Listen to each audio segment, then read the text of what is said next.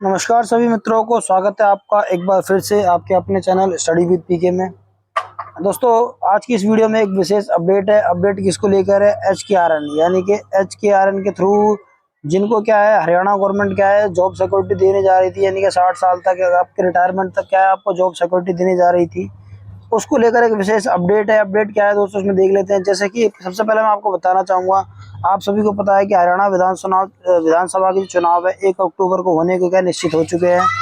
4 अक्टूबर को क्या परिणाम घोषित होंगे, यानी कि उनके क्या 4 अक्टूबर को क्या परिणाम घोषित हो जाएंगे।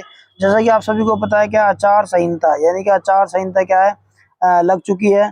तो उसमें इसके दौरान क्या है, कोई भी वैसे जो सरकारी कार्य होते हैं, सरकारी कामकाजी कार्य होते हैं, वे उन पे क्या है रोक लग जाती है। जिसकी आप यहाँ पर देख सकते हो, आदर्श चुनाव आचार संहिता लगने से प्रदेश के 1,20,000 कच्चे कर्मचारियों को लग सकता है जॉब सिक्योरिटी मिलने का झटका। यानी कि उन्होंने क्या है, आपको जैसे का पता है 14 अगस्त को क्या है उन्होंने एक अध्यादेश जारी किया था। 14 अगस्त को क्या है एक अध्यादेश जारी किया था। उसमें क्या है, जितने भी कच्चे कर्मचारी हैं उनको क्या है एक जॉब सिक्योरिटी क्या हरियाणा गवर्नमेंट क्या देने जा रही थी। परंतु उसमें क्या है, जो जो हरियाणा विधानसभा के चुनाव है उनके आने से, उनकी डेट डिक्लेयर होने से थोड़ी सी दिक्कत आ चुकी है। तो देख लेते हैं इसमें क्या दिक्कत आई है, क्या दिक्कत नहीं आई है, क्या कर्मचारी पक्के होंगे नहीं होंगे, तो क्या भी अपडेट है इसमें हम देख लेते हैं एक बार। सबसे पहले मैं आपको बताना चाहूँगा, जैसे कि आप यहाँ पर देख सकते हो, चंडीगढ़ 16 अगस्त, हरियाणा के मुख्यमंत्री नायब सिंह सैनी जी की अध्यक्षता में हुई मंत्रिमंडल की बैठक में सरकार ने विभागों, बोर्डों, निगमों और संस्थाओं में लगे 5 साल से ज़्यादा समय वाले 1,20,000 कर्मचारियों, अस्थायी कर्मचारियों को जॉब सिक्योरिटी देने का अध्यादेश मंजूर हुआ था। यानी उन्होंने क्या है उसको मंजूर कर दिया था। यानी कि जो क्या है 5 साल से अधिक उनको काम करते करते डिपार्टमेंट में हो गया है। उसके बाद इसकी अधिसूचना क्या 14 अगस्त 2024 को क्या है जारी हुई थी।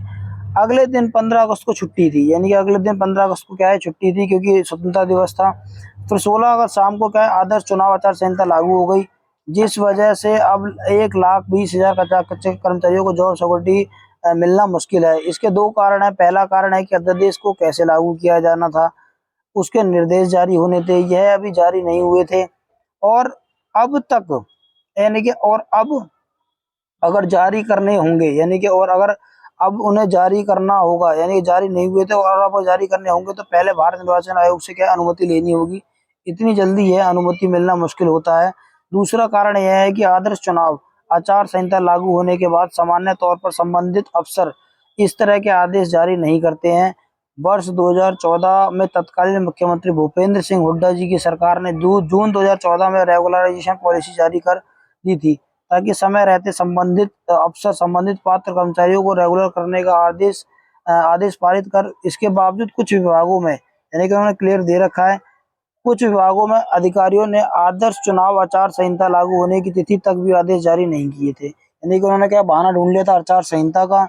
उसके बाद यहाँ पर देखते हो, जिस कारण काफी संख्या में अस्थायी कर्मचारी रेगुलर होने से रह गए थे और आज तक वे अस्थायी ही चल रहे हैं। यानी कि अगर उस टाइम कर देते तो वो पक्के हो जाते।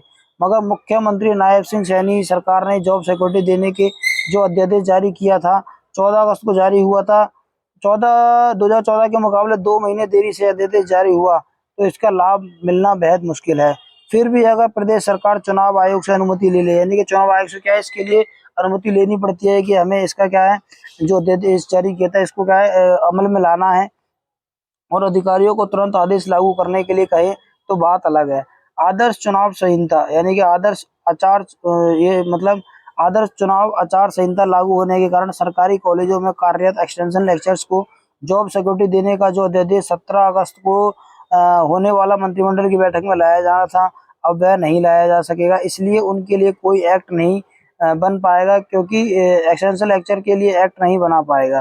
तो यानी कि उन्होंने क्लियर बोल रखा है, आचार संहिता के लागू होने से क्या है उनको क्या है जॉब सिक्योरिटी वाले जो मिल रहा था उनको 1,20,000 कच्चे कर्मचारियों को मिल रही थी जॉब सिक्योरिटी, उस पर थोड़ा सा झटका लग गया है। क्योंकि इसमें हम ये भी कह सकते हैं कि जो नायब सिंह सैनी की सरकार है उन्होंने क्या है फैसला करने में क्या बहुत देर कर दी। यानी कि अगर उन्हें ऐसा पता था कि अक्टूबर में इलेक्शन होने हैं तो उन्हें अध्यादेश क्या है काफी टाइम पहले जारी करना था, और उन्होंने इसमें करने में देर कर दी। तो अब देख सकते हो, जब ये आचार संहिता जब हरियाणा में क्या है इलेक्शन खत्म हो जाएंगे, आचार संहिता हट जाएगी, उसके बाद ही क्या है कुछ हो सकता है इसके ऊपर। जब तक तो क्या है जब तक पक्के नहीं हो सकते हैं। तो कुल मिला के काफी आचार संहिता की वजह से काफी दिक्कत आई है कच्चे कर्मचारियों को जो लगे हुए थे।